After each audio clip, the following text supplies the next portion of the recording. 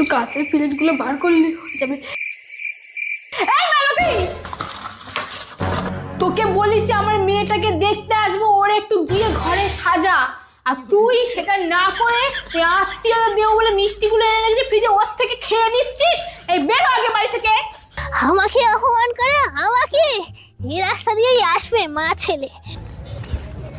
দাঁড়ান দাঁড়ান দাঁড়ান, মেয়ে দেখতে যাচ্ছেন তো এই বাড়িতে? হ্যাঁ, কি হয়েছে, কি ব্যাপারটা কি? এই বাড়িতে যাবেন না, মেয়েটা একদম ভালো না, কথা জনের সঙ্গে চক্কর টাক্কর চলছে, বেকার সময় নষ্ট না করে বাড়ি যান। খোকা, আগে আগে বাড়ি চল। আরে মা তুমি থামো না, এসেছি যখন একটু ঘুরেই যায় না। আর তাছাড়া পাড়ার লোকের কথা শোনাটা কি ঠিক হবে?